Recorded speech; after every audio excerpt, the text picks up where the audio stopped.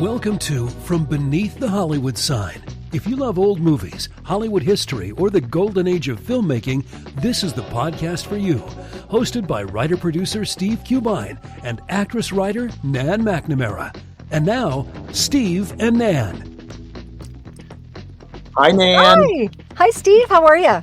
I'm great. I'm so excited about our new podcast, and we've got some really great stories to share with everybody. One that we're going to be previewing today is not really about a movie or a person. It's about a building.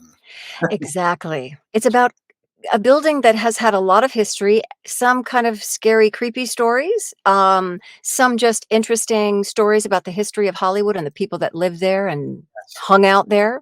Absolutely. It's funny because the Hollywood landscape is changing so quickly right now. There's only a few landmarks that are still recognizable from the old days. And the building we're talking about today, the Knickerbocker Hotel, is definitely one of those landmarks that's still around.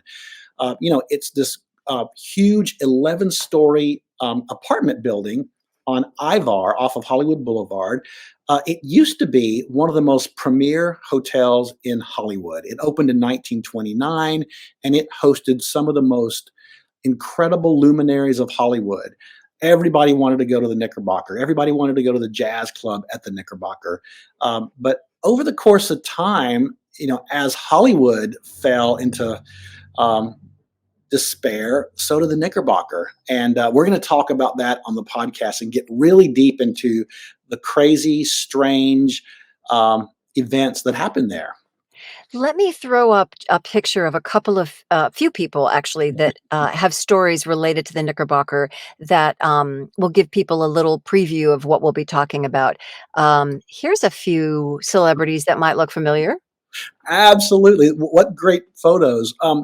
This actually, to me, signifies sort of the beginning of the spiral downward for the Knickerbocker Hotel because, in the beginning, everybody went to the Knickerbocker to be seen. But there was a time in the 50s and 60s that people went to the Knickerbocker not to be seen. So, right. Interestingly enough, this is where Marilyn Monroe and Joe DiMaggio used to meet clandestinely so that, they weren't bothered by the press.